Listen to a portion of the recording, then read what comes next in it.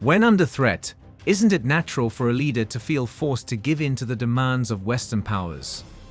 History shows that Western nations have gone as far as supporting coups and assassinations against leaders who stood their ground. Ibrahim Traoré seems to be walking a similar path to leaders like Thomas Sankara, who lost their lives for challenging the status quo. So is he not afraid? The young president of Burkina Faso boldly states that he doesn't fear death. Recently, Traoré declared this publicly, a statement that rattled foreign powers who expected him to backtrack. But who is really afraid here, Traoré or the West? Let's look deeper. Picture a leader standing up to imperial forces that have long ruled through fear and submission, and proclaiming, "I am not afraid to die." This isn't a line from a movie. It's the reality unfolding in Burkina Faso. Traoré's fearless leadership is disrupting a global system long shaped by Western influence.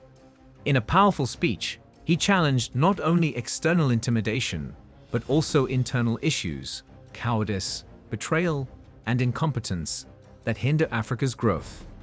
His statement is more than just bravado. It's a declaration of a new vision for Africa, one that refuses to remain under the shadow of colonial control. It's a call for a new kind of leadership, bold, unshakable, and unapologetically African. Traoré's words demand attention. Why would a young African leader so openly state he doesn't fear death? He's sending a message, not only to his enemies but also to his allies, that fear will no longer be a tool of control. This stance reflects a deep understanding of the psychological warfare used by the West. For decades, fear has been weaponized through assassinations, economic sanctions, and political interference to maintain dominance. Traoré's rejection of this fear strikes at the heart of that power structure. It's a symbolic act of resistance against the old order that kept African leaders subdued. His courage resonates across the continent, reminding Africans that true freedom often demands sacrifice. More than anything, Traoré speaks for all those who have suffered under colonial and neo-colonial oppression. He's calling for a mindset shift, from submission to courage. He wants to replace fear with resistance. His message also targets collaborators within, those who have profited from selling out their countries to foreign interests. By declaring he cannot be bought or silenced, Traoré sets himself apart and signals the rise of a new kind of leadership. This leadership is fearless, principled, and deeply rooted in African identity. But Traoré's message goes further. He lays out a path forward, centered on defeating three major obstacles: cowardice, betrayal, and incompetence. According to him, these are the core issues that Africa must confront to achieve true liberation. Traoré once declared, "Let me tell you that in order for us to come together, we need to eradicate three words, that is, three main vices, from our actions and our lives.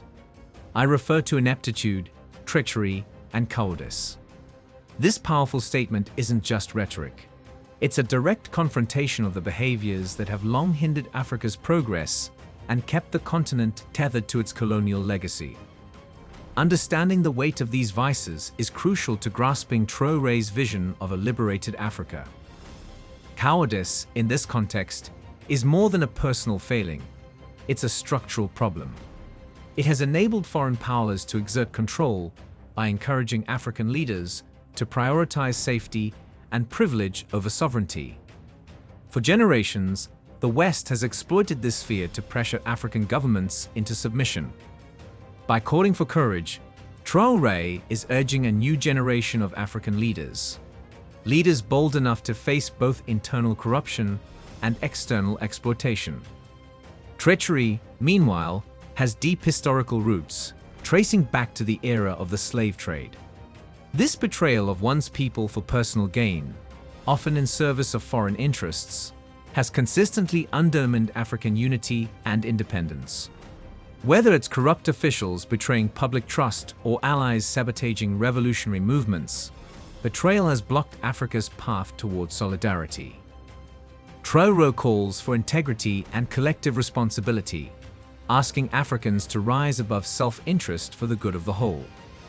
Of the three, incompetence may be the most pervasive. But Traoré sees it not just as a lack of skill. It's the result of a system built to keep Africa dependent. Foreign aid models that discourage self-reliance, education systems that ignore indigenous knowledge, and leadership structures that reward compliance over competence have all contributed. By rejecting ineptitude, Traoré is pushing for capable, educated, and people-centered leadership. His call to eliminate these vices isn't just a critique. It's a blueprint for a new Africa, sovereign, united, and strong. But how has this bold vision been received in the West? Predictably, Traoré's message has stirred backlash. Western media has labeled him an extremist, a populist, even a potential dictator. This knee-jerk reaction reflects a system that has long relied on narratives of African dependency and dysfunction to justify its interference. The fear isn't just about Traoré, it's about what he represents. A challenge to the deeply entrenched neo-colonial system that keeps Africa under control through political manipulation, economic pressure, and military presence. Add your voice to the total liberation of Africa by leaving a comment in the comments section below.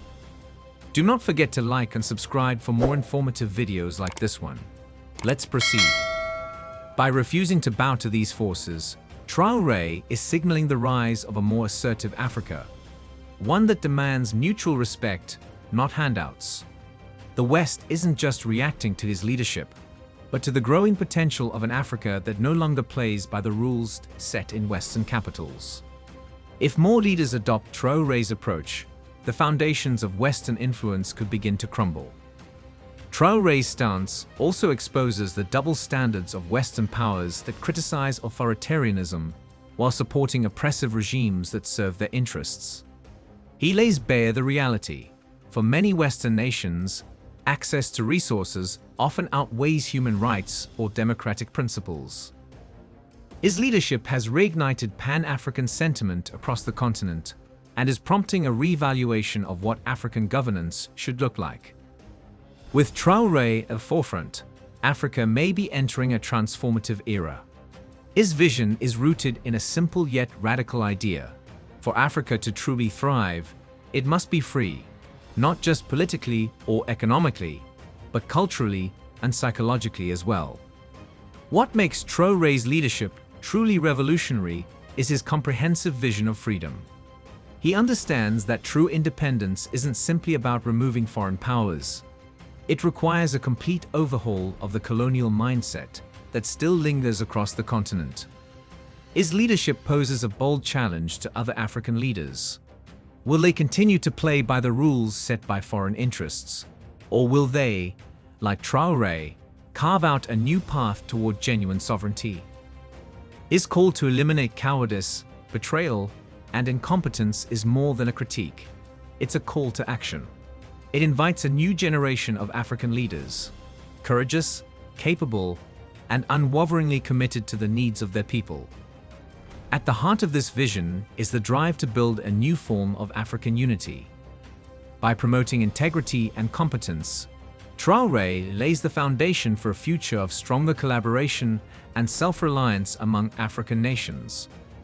This isn't just a hopeful dream, it's an achievable goal. Africa is rich in natural resources, human talent, and innovation. With the right leadership, the continent has the potential to become a global force. Yet the challenges remain formidable. Political instability, economic dependency, and external interference continue to exert pressure from all sides. Still, Traoré's approach offers a practical way forward. By investing in education, empowering local industries, and cultivating a culture of accountability, Africa can begin to break free from the chains of its colonial past. His leadership highlights the importance of building strong, independent institutions and fostering regional alliances. As Traoré navigates these challenges, his leadership takes on broader geopolitical significance. Can his vision for a truly independent Africa survive in a world dominated by powerful global interests? Any leader pushing for radical change will inevitably face resistance, especially when that change threatens deeply entrenched foreign control. Western powers, with their long-standing investments in Africa, are unlikely to relinquish influence easily. Economic sanctions, political pressure, and covert interventions remain tools they can use to maintain control. However, Traoré's vision is not without allies. Around the world, countries in Asia, Latin America, and the Middle East, nations that have also endured colonialism and foreign interference, are forming new alliances grounded in mutual respect and shared goals. This growing solidarity could inspire greater South-South cooperation, positioning Africa as a central voice in a multipolar world. And Africa itself is not without leverage. The continent is young, resource-rich, and brimming with potential. A united Africa that taps into its strengths isn't just a hopeful idea, it's a strategically powerful one. Traoré champions unity and self-sufficiency as key pillars of African renewal. Yet the road ahead remains challenging. Overcoming Western dominance will require more than just political will. It will take a cultural awakening and a reimagining of Africa's role on the world stage. Traoré's leadership points toward this transformation, an Africa that is independent, assertive, and unapologetically self-defined. However, the vision must also confront the complexities of African politics. While many leaders agree with Traoré on the need for greater autonomy, aligning these diverse national interests into a shared strategy is no easy task. Achieving this will demand not just political coordination through the African Union and regional blocs, but also deeper economic collaboration, cultural exchange, and mutual support. Despite the hurdles, signs of change are emerging. Across the continent, there's growing recognition that the old ways no longer serve Africa's future. Bold, innovative leadership is needed. Leadership that puts African interests first. Traoré's stance is a rallying call to all African leaders. Join the movement toward true liberation. The question now is no longer whether Traoré's vision will endure, it's whether it will thrive. In conclusion, Ibrahim Traoré's leadership marks a defining shift for Africa. With his unapologetic resistance to Western imperialism, his call to eliminate cowardice, betrayal, and incompetence, and his bold vision for a united, sovereign Africa, Traoré represents a decisive break from the past. He challenges not only Western dominance, but also Africa itself, to rise, to shed the weight of colonial legacies, and to move forward with competence, unity, and self-determination.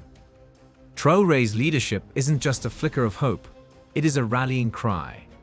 If Africa can rally behind leaders who are fearless, principled, and driven by the will of the people, the continent's long quest for true independence may finally be within reach. United in purpose, bold in spirit, and relentless in pursuit, Africa has the power to overcome any obstacle in its path. The lion has awakened, and it's not going back to sleep. This is Africa's moment. Looking ahead, Traoré's influence is bound to transcend Burkina Faso. His vision has the potential to ignite a continent-wide movement, one that reimagines Africa's place in the world and reclaims its agency. He envisions an Africa not just free of colonial residue, but leading globally in innovation, development, and solidarity. An Africa that charts its own course and inspires others to do the same. This is not a distant dream, it is a goal well within reach. By embracing Traoré's call for a new kind of leadership, Africa can finally break free from its colonial chains and step confidently into a future defined by freedom and prosperity. That future is not a fantasy, it's a reality waiting to be seized. And with leaders like Traoré at the forefront, it is closer than ever. As this young lion continues to roar, one truth becomes undeniable: Africa is ready to rise. In his bold defiance, Captain Ibrahim Traoré sends a powerful message to the West. He is not afraid to give his life for the sovereignty and dignity of his people. His words echo the courage of past African revolutionaries who stood firm against foreign domination and neo-colonial oppression. Yet, his message is also a mirror for Africans themselves. Are we truly free if our resources, decisions, and futures are still shaped by foreign hands? How much longer will we allow outsiders to dictate the terms of our progress? Most importantly, what are we, Africans, willing to sacrifice to reclaim our destiny? These are the questions Traoré poses, not just to his country, but to an entire continent. And the time to answer them is now. Tell us what you think in the comments section below.